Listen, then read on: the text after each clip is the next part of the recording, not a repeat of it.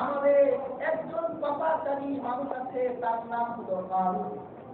এই পাপাচারী মানুষটা আমাকে কিছু অর্থ দিয়েছে যে আমি এই ওয়াদের মধ্যে এসে মুসার বিরুদ্ধে খারাপ অপবাদ নেই, কিন্তু আমি আল্লাহ পয়গম্বরের সামনে বিয়াদবি করতে পারবো না। আল্লাহ পয়গম্বরকে সত্য রাসূল হিসেবে আমি সুবহানাল্লাহ। পয়সা ছিল বিরুদ্ধে বলার জন্য মহিলাকে কি করলো? তার পক্ষে কথা বলো। আল্লাহ পয়গম্বর বলতে আল্লাহ কি করতে রিয়াজ করলেন, মুরাকাব করলেন। আল্লাহ পয়সা অহংকার তার ভিতরে এমন ভাবে তাকে দাম্ভিক করে তুলে দিলেন। আপনার সত্য পয়গম্বর মুসার বিরুদ্ধে অপবাদ দেবার ক্ষেত্রে আপনি তাকে আর পরোয়া করবেন না। আপনি আসমানি বিপদটার উন্নতি করে আল্লাহ তাআলা বলল, মুসা ঠিক আছে। সে যার জমকে যখন রাস্তায় দরবার নিয়ে বের হলো, আল্লাহ পাকের আযাব কারণের উপর নাযিল হলো। হযরত মুসা বলল, কারণ এখনো সময় আছে, আল্লাহর সামনে মাথা নত করো। কারণ বলল, মুসা হাত্তা করো না। মুসা বলল, আযাব আছে, আমি তোমার আল্লাহর পক্ষ থেকে আযাব আনো। আমি আমার সম্পদ দিয়ে আল্লাহর আযাবকে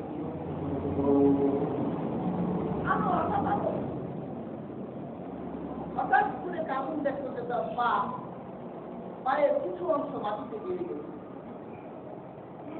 লোকজনকে বললো, আমার একটু উঠাও, আমার পা তো বাড়িতে গেড়ে গেছে। মুসা তো আমার খুব জাদু করেছে। সেনাসঙ্গীরা বললো, মুসা কারণ শোনো, তোমার পা গেড়ে গেছে, তোমাকে সাহায্য করবো, আমাদের পাও গেড়ে গেছে। এরপর যখন কোমর পর্যন্ত গেড়ে গেছে, তখন কাজকর্ম শেষ হয়ে গেল। হযরত মুসাকে লক্ষ্য করে বলল, মুসা তোমার আল্লাহকে বলো, আমি আমার সব সম্পদ তোমার আল্লাহর কদমে আমি হাদিয়া করে দেব। হযরত মুসা বলল, না, এখন তো আর পর্যন্ত হবে না, কারণ তোমার উপর আল্লাহ কুদরতি আযাব এসে গেছে। আল্লাহ পাক আযাবের সময় কারো তওবা গ্রহণ করেন না। এখন আগমন কারণটা সম্পদ দিয়ে একেবারে বসে গেল। কারণের একটা ইবাদত গাহ ছিল। আল্লাহ এই ইবাদত গাহকে রেখে দিলেন বিশ্ববাসী নিদর্শন হিসেবে। এটাকে বুহাইরাতুল কাউন বলা হয় মিশরে। এখন আল্লাহ তাআলা এটা রেখে দিয়েছেন। প্রায় ৪,৫০০ বছর ধরে তাদের ইবাদত গাহটা আল্লাহ মুক্ত রেখেছেন। তার সম্পদগুলোকে আল্লাহ চারদিকে ছড়িয়ে ছিটিয়ে দিয়েছেন। ইট, পাথর, লোহা বস্তর বানিয়ে দিয়েছেন।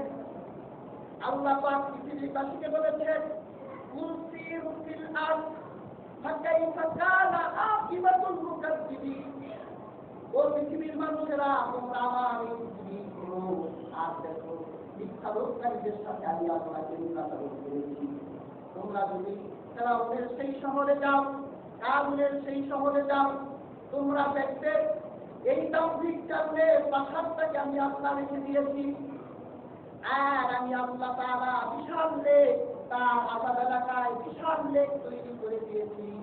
তার চারদিকে তোমরা ধুলাবালু পাথর দেখতে পাবে। সেই প্রত্যেকটা পাথর সাক্ষী দেয় যে ব্যক্তি আল্লাহর সামনে তার ভক্ত অবনত করে না, তার নিদর্শন হিসেবে আমি আল্লাহ তার সম্পদকে পাথরে পরিণত করে দিয়েছি। বাঁচাইতে পারে না, সেজন্য আল্লাহ সূরা হুমাযাতেও বললেন যে আল্লাযী জামাআ মালাও ওয়া আদ্দাদা, যারা সম্পদ জমা করে আর তা গণনা করে। আল্লাহ পাক বলতে চান, আল্লাহ বলছেন ইয়াহসাবু আন্না মালাহু আখলাদা, তারা হয়তো ধারণা করে এই সম্পদ তাদেরকে চিরদিন অমর করে রাখবে, তারা চিরস্থায়ী হয়ে থাকবে। ইয়াহসাবু, তারা ধারণা করে, আন্না মালাহু, তাদের এই সম্পদ আপনারা তাদেরকে চিরস্থায়ী করে রাখবে। আল্লাহ পাক বলে, না না, তোমাদের থেকে বড় যদি কারণ ছিল, সে যদি সম্পদকে চিরস্থায়ী হওয়া সম্ভব হতো, তাহলে কারণ এখনো পর্যন্ত অমর থাকত।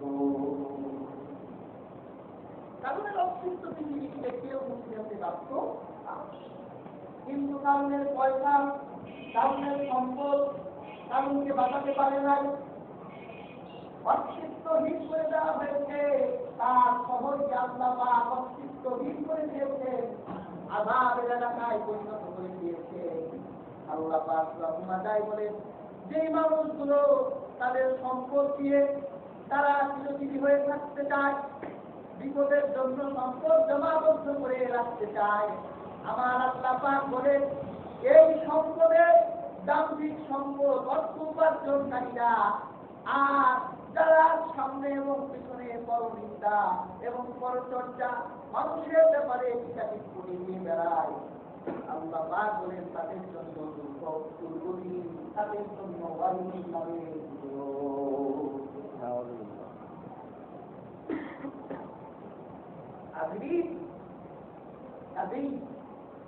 এই সম্পদের মুক্তিটা আমাদের বাঁচতে হবে। এই আত্মাদার আরেকটি ব্যাখ্যা হল গুদামজাত করা। অনেক মুনাফালুভীরা আছে, এরা গুদামজাত করে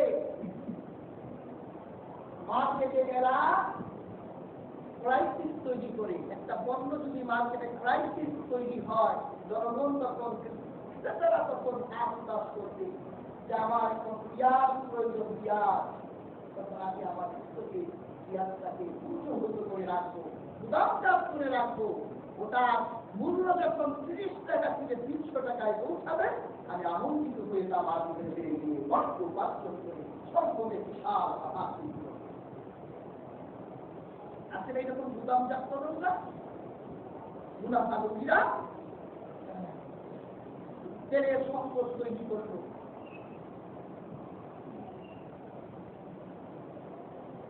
সব জায়গায় দাম বৃদ্ধি পেল, জনগণের পয়সা বাড়ল। তোমরা 100 টাকার ভাড়া 150 টাকা নিলা, কিন্তু যিনি 10,000 টাকা মাসিক ইনকাম করে তার 5,000 টাকা বাড়ল। এই যে ক্রাইসিস তৈরি করলে, পয়সা উপার্জন করলে, গুদামজাত করলে, আমার রাসূল বলেছে যে ব্যক্তি 40 দিন পর্যন্ত সম্পদকে গুদামজাত করে রাখে তার সাথে আল্লাহ কোনো সম্পর্ক নাই। এই কোন গুদামজাত যারা করে এই মুনাফালুভীরা বাইতুল মুকাররমের প্রথম কাতারে নামাজ পড়ে, সারা দেশের বড় বড় মসজিদের প্রথম কাতারে তারা থাকে, কারণ তারা প্রথম শ্রেণীর মানুষ। তুমি তো জানো না যে তুমি 40 দিন সম্পদকে যদি গুদামজাত করে রাখো তাহলে উপরওয়ালা তোমার আল্লাহ না, তুমি উপরওয়ালার বান্দা না। আল্লাহ তোমার থেকে সম্পর্ক কেটে দিয়েছে যে তুমি আমার বান্দা না আর আমি তোমার বান্দা না। যে ব্যক্তি খাদ্য গুদামজাত করে, যে ব্যক্তি গুদামজাতের ব্যবসা করে, মার্কেটে ক্রাইসিস তৈরি করে, আল্লাহ হাবিব বলেন তার দান খায়রাত আল্লাহ পাক কবুল করবেন না। আল্লাহ পাক তাকে শিক্ষারোগ দিবেন, আল্লাহ পাক তার হৃদয় থেকে শান্তি দূর করে দারিদ্রতা দিবেন। হাবিব গুদামজাত করে পয়সা উপার্জন করবেন, আল্লাহ তাকে অভিশাপ দিয়েছেন, ওয়াইলুন নামের দুজকের উপত্যকায় আপনার বাস হবে। আল্লাহ পাক সবচেয়ে বড় পরিণতির কথা আল্লাহ তাআলা এখন বললেন। আল্লাহ পাক বলল আয়াহসাবু আন্না মালাহু আখলাদা, মানুষ কি এই সম্পদ উপার্জন করে ধনী বনে গিয়ে এই ধারণা করে যে তার এই সম্পদটাকে চিরজীবী করে রাখবে, এই সম্পদ উপার্জন করে সে অমর হয়ে থাকবে। আল্লাহ পাক বলেন কাল্লা, কখনো নয়। আল্লাহ বলেন কাল্লা, কখনো নয়। লাইয়ুবাদান্নাফিল হুকামা, তাকে এজালাতের সাথে, ঘৃণার সাথে, অপমানের সাথে হুকামা নিক্ষেপ করা হবে। যারা সম্পদের উপর ডিপেন্ড করেছে, বিপদের সময় আমার সম্পদ আমার কাজে লাগবে, এই সম্পদ আমার সরাসরি থাকলে আমি অমর একটা জীবন পাবো, সুস্থতার এক জীবন পাবো। আমরা বলি কাল্লা, কখনো নয়। এবং বাদান্নাফিল হুকামা, এজালাতের সাথে, ঘৃণার সাথে, অপমানের সাথে তাকে হুকামা নিক্ষেপ করা হবে। আল্লাহ হাবিব আল্লাহ তাআলা বলছেন ওমা আদরাকা মাল হুকামা, হাবিব আপনি কি জানেন হুকামা কি? আমি এখানের সাথে ওই সম্প্রদায়ের মানুষগুলো যারা সামনে এসে মানুষের অহংকার করতো পরিচর্যা করতো আর যারা সম্পদ উপার্জন করে দম্ভ করে বেড়াতো তাদেরকে আমি উতামায় প্রবেশ করাবো। আপনি কি জানেন সেই উতামাটা কি? আল্লাহ পাক সেই উতামার সংজ্ঞা দিচ্ছেন আল্লাহ বলেন সেই উতামা হলো প্রজ্বলিত আল্লাহর আগুন। সুবহানাল্লাহ। আল্লাহ জাহান্নামের আগুনকে কোন আয়াতে তার আগুন বলেন নাই, একমাত্র উতামা বুজুর্গের আগুনকে আল্লাহ নিজের সাথে সম্বন্ধ করেছেন। এই আগুন হলো নারুল্লাহ, আল্লাহর আগুন, আর এই আগুন হলো নৌকাটা প্রজ্বলিত। উতামা শব্দের অর্থ ভেঙে ফেলা, ভেঙে তুলে তছনছ করে দেওয়াকে বলা হয় উতামা। আল্লাহ বলে যারা মানুষের সম্মানকে ভেঙে টুকরা টুকরা করে দেয়, পরচর্চা করে সম্মানিত মানুষকে মানুষের কাছে অপমানিত করে, পরনিন্দা করে মানুষের সম্মানকে যারা খান খান করে দেয়, আর পয়সা উপার্জন করে দম্ভের উচ্চ শিখরে বসে যারা সম্মানিত মানুষের সম্মানকে ভেঙে টুকরা টুকরা করে দেয়, আমি তাদেরকে আমার প্রজ্বলিত আগুনে ফেলে দিয়ে তাদের হাড় হাড্ডি, তাদের গোটা দেহকে ভেঙে তছনছ করে দেব। আল্লাহ উতামা শব্দের অর্থ হলো ভেঙে দেওয়া। আমি তাদেরকে ভেঙে তছনছ করে দিব যারা মানুষের সম্মানকে ভেঙে তছনছ করে দিব। একটু চারুদিক তাকিয়ে দেখেন কত সম্মানিত মানুষকে অসম্মান করে তাদের ইজ্জতকে ভেঙে ফেলা হয়েছে। বিশ্বাস করি আল্লাহ সেদিন তাদেরকে ভেঙে তছনছ করে দিলে উতামা চলে করে। হাজির উতামা শব্দটা আমরা অনেকেই উতামা একটা জাহান্নাম বলে থাকি। আমরা অনেক সময় বলি যে জাহান্নাম সাতটা, না সাতটা জাহান্নাম নয়, জাহান্নাম একটা। আমাদের দেখবেন বই পুস্তকে লেখানো হয় সাতটা জাহান্নাম, আটটা জান্নাত। না, জাহান্নাম একটা, জান্নাতও একটাই। তবে জাহান্নামের সাতটা যে আমরা বলি, একটা জাহান্নামের সাতটা স্তর থাকে। একটা স্তরের নাম হবে উতামা, একটা স্তরের নাম জাহান্নাম। যেমন আল্লাহ তাআলা বলেন ইন্না জাহান্নামা কানাত মিরসাদা লিল-কাফিরিনা মাআবান লাবিসিনা ফিহা আহকাবা লা ইয়াযুকুনা ফিহা বারদান ওয়ালা শারাবা। আল্লাহ পাক বলেন সীমা লঙ্ঘনকারীদের জন্য আমি জাহান্নামকে প্রস্তুত করে রেখেছি। আর সেখানে তারা শীতল ঠান্ডা পানি পাবে না, ইল্লা হামিমান ওয়া গাসসাকা। তাদের জন্য আমি আল্লাহ ফুটন্ত পানি এবং দুধ রেখে দিয়েছি। একটা জাহান্নাম, জাহান্নামের যে স্তরটার নাম জাহান্নাম, ওই জাহান্নাম নামের স্তরে অবাধ্যকারীরা যাবে, আল্লাহ পাক তাদের সেখানে শাস্তি দিবেন, গরম ফুটন্ত পানি খাওয়াবেন আর দুধ তাদেরকে খেতে দিবেন। এটা আলাদা কোনো জাহান্নাম না, এটা একটা জাহান্নামের একটা স্তরের নাম। এই স্তরে যারা থাকবে তারা ফুটন্ত পানি এবং দুধ খাবে। আবার জাহান্নামের আরেকটা স্তরের নাম হলো জাহিম। আল্লাহ কোরআনে বলেছেন অবুরিজাতিল জাহিমু লিমান ইয়ারা فأما من طغى وآثر الحياة الدنيا فإن الجحيم هي المأوى। আল্লাহ পাক বলেন আমি হাসরের দিন কাফেরদের সামনে আমি জাহিমকে প্রকাশ করি। জাহিমটা তাদের কাছে প্রকাশ করে আর তারা এই জাহিমে প্রবেশ করবে। আমি আল্লাহর সাথে অবাধ্যতা করার কারণে আল্লাহ পাক বলে ফাইনাল জাহিমা হিয়াল মাওয়া, আর জাহিম হবে তাদের আবাসস্থল। এটা আলাদা কোনো জাহান্নাম না, এটা একটা জাহান্নামের একটা স্তরের নাম হলো জাহিম। আবার জাহান্নামের সবচেয়ে কঠিন যে স্তর হবে এটার নাম হবে হাবিয়া, যেটাকে আমরা হাবিয়া দুজন বলি। আল্লাহ কোরআন কারিমে বলেছেন ওয়া আম্মা মান খাফফাত মাওয়াজিনুহু ফাউমুহু হাবিয়া ওয়া মা আদরাকা মা হিয়া নারুন হাবিয়া।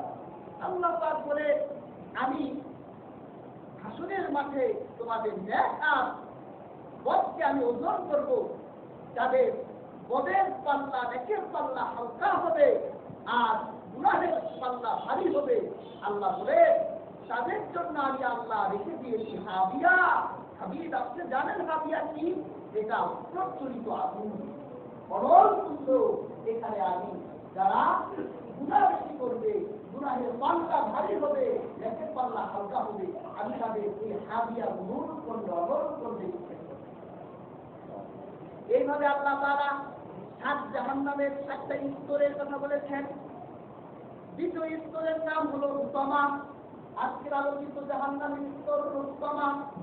আল্লাহ পাক বলেন যারা পরনিন্দা করে আর সম্পর্জনা করে অহংকার করে, আল্লাহ পাক বলেন আমি তাদেরকে আমি উত্তমায় ইহানাতের সাথে নিক্ষেপ করব। আর সে আগুনগুলো আমি আল্লাহর আগুন। আল্লাহ বলেন আমি আগুনকে ১০০০ বছর তাপ দিলাম। ফেরেশতাদের দিয়ে তাপ দেয়ালাম।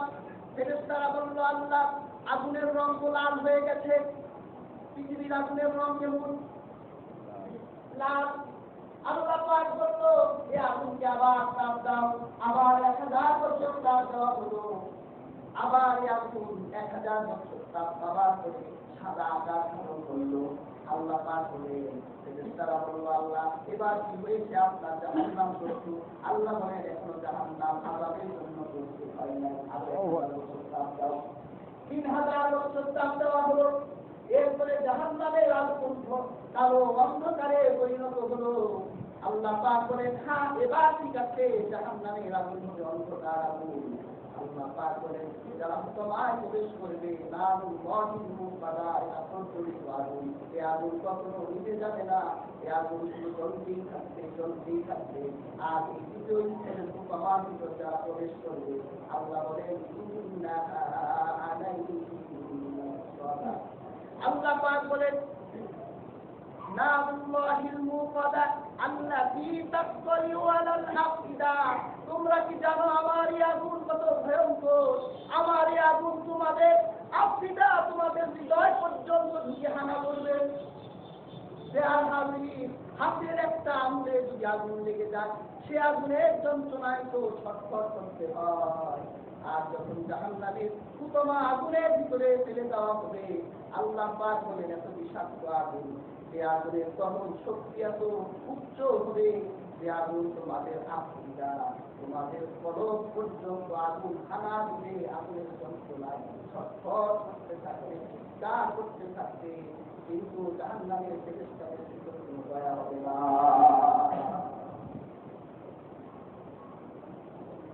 কোন অপরাধে আপনি এই উত্তমায় যাবেন? অপরাধ দুইটা, মানুষের পরনিন্দা করবেন সামনে পেছনে, আর সম্পদ জমা করে অহংকার করবেন, দম্ভ করবেন, মানুষকে মানুষ মনে করবেন না। আল্লাহ বলেন এই দুইটা অপরাধের কারণে আমি আল্লাহ তাদেরকে হুতামায় প্রেরণ করবো। হুতামার আগুন এত ভয়ানক যে আগুন তোমাদের কলিজা পর্যন্ত ভেদ করবে, তোমাদের শাস্তি দিতে থাকবে।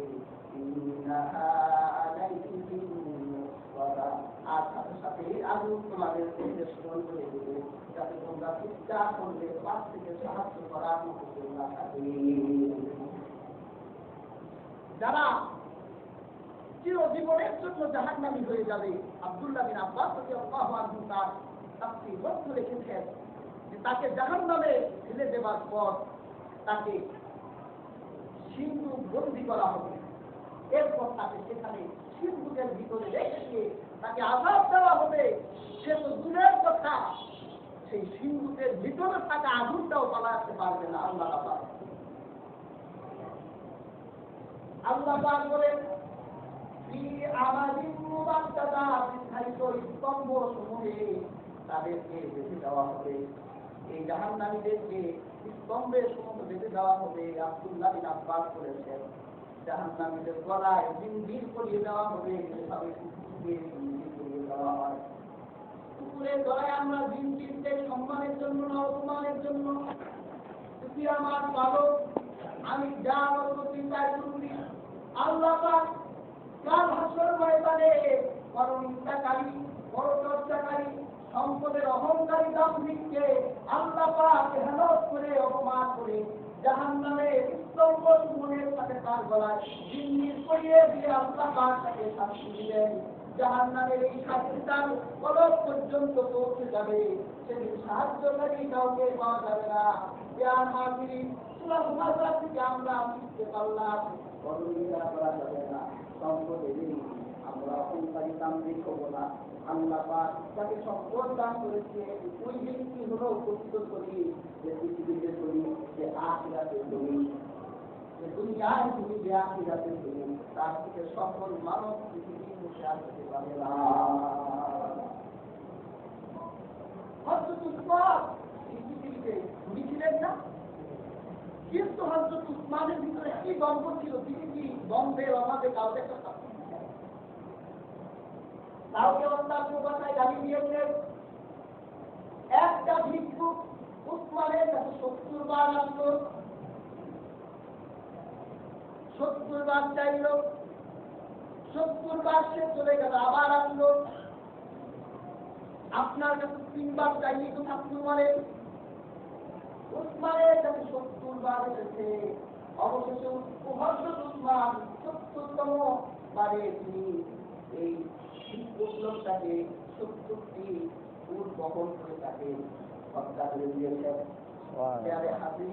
তারাও তো ধনী ছিল, আপনিও তো ধনী, তাদের আদর্শ আর আপনার আদর্শ আকাশ এবং জমিনের মতো।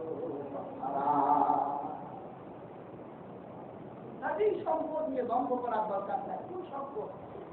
এই সম্পদের জন্য বিদেশ গেলে 10 বছর 15 বছর কাটাবেন, স্ত্রী থেকে দূরে থাকলেন, এটা একটা কষ্ট আছে। স্ত্রী আছে কিন্তু তার সাথে কত বড় বিভেদ এই সম্পদের মধ্যে আপনি করে দিলেন। এরপর যখন আপনি আসলেন, এই সম্পদকে আরো সম্পদ বাড়ালেন, আমি হারাম করতে কথা বাদি দিলাম, একজন হারাম করে করলেন, আপনি হালাল ভাবে আপনি এই সম্পদকে আরো বিজনেস করলেন, আপনার আরো সম্পদ হয়ে গেল। কিন্তু দেয়ার হাজির যখন সম্পদের প্রয়োজন ছিল, যখন মুখে রুচি ছিল, হজম করার শক্তি থেকে ছিল, তখন ঠান্ডায় খালি দাঁড়িয়েছেন। এখন থেকে শক্তি কমে গেছে, মুখে তেল কমে গেছে। এখন আপনার চাকরি বাকরি কিছু নাই, 7টা দালান আছে, 8টা দোকান আছে, সম্পদের অভাব নাই, ডাক্তার করে দিয়েছে, খাওয়া যাবে না। আপনার সম্পদ বোধ আপনার শেষ হয়ে যাবে। মরে গেলে আপনি মরে গেলে ছেলেগুলোর মানুষ করে যেতে পারেন না। একটা হইছে পার্টি করে বেড়ায়, আরেকটা খেলাখোর, খেলার ভিতর মস্ত থাকে, আরেকটা হচ্ছে একেবারে ভাগাই না হইছে।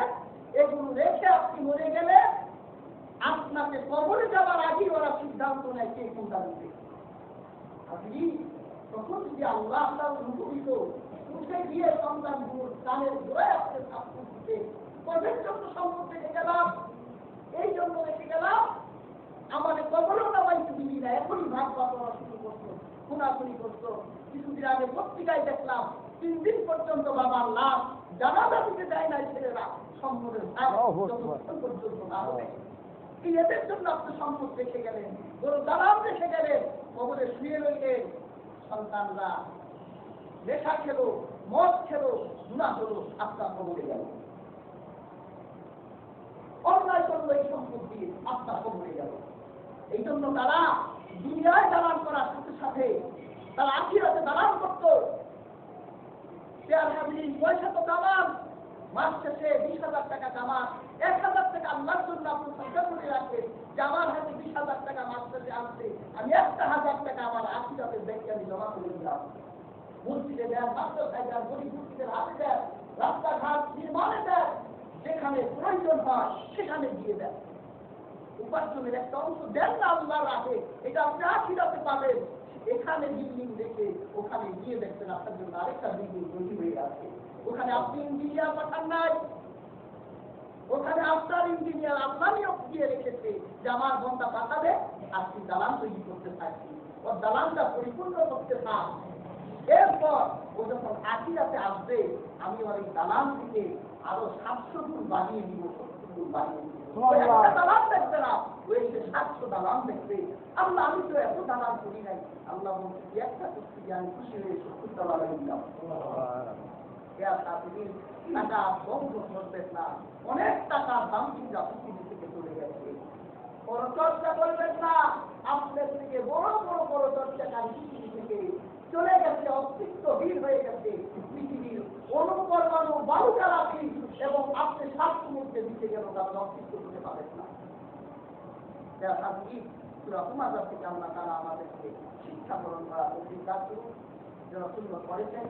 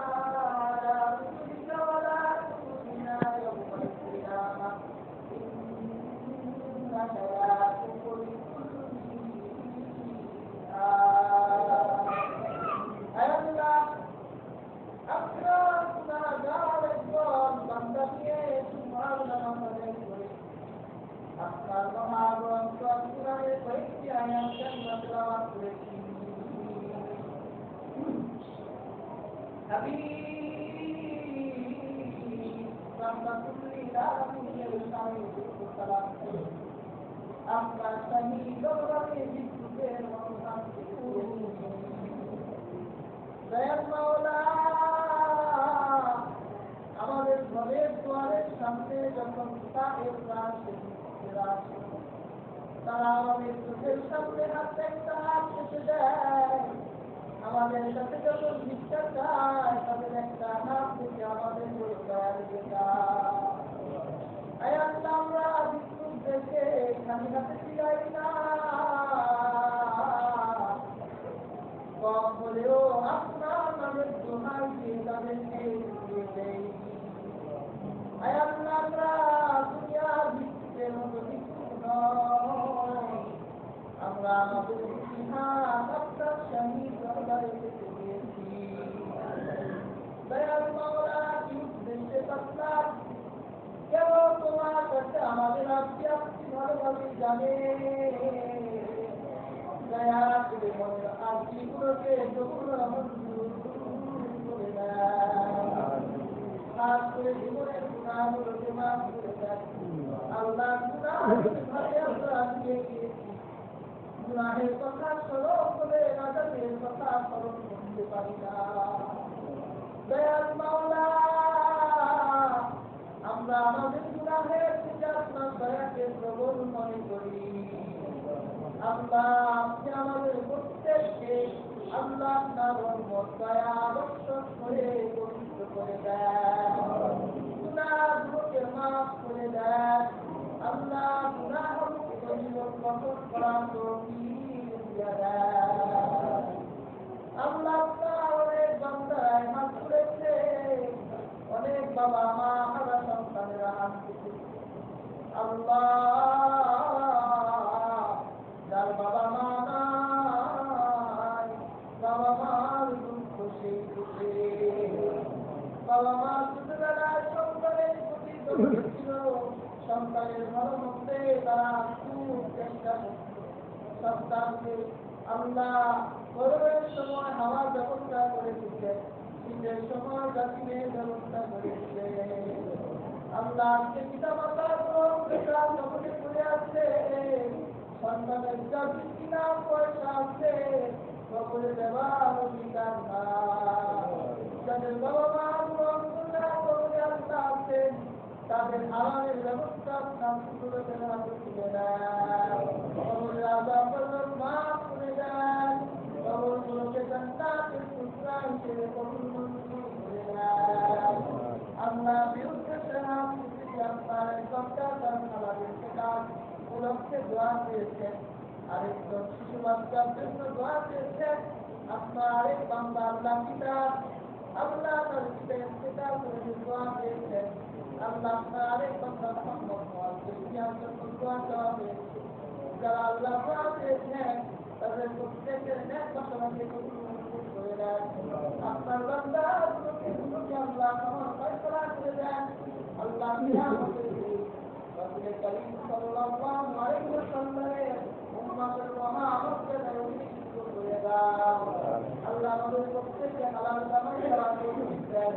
হারাম থেকে হেফাজত করে আল্লাহ ফিতনার বাধা ফিতনা থেকে হেফাজত করে আল্লাহ আমাদের প্রত্যেকের ঈমানকে মজবুত করার তৌফিক দেন।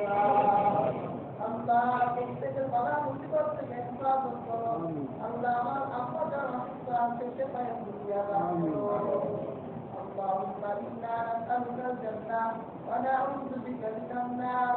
اللهم ربنا اصرف عنا عذاب جهنم إن عذابها كان غراما. ربنا هب لنا من أزواجنا وذريتنا قرة أعين واجعلنا للمتقين إماما. رب ارحمهما كما ربياني صغيرا. رب ارحمهما كما ربياني صغيرا. سبحان ربك رب العزة عما يصفون وسلام على المرسلين والحمد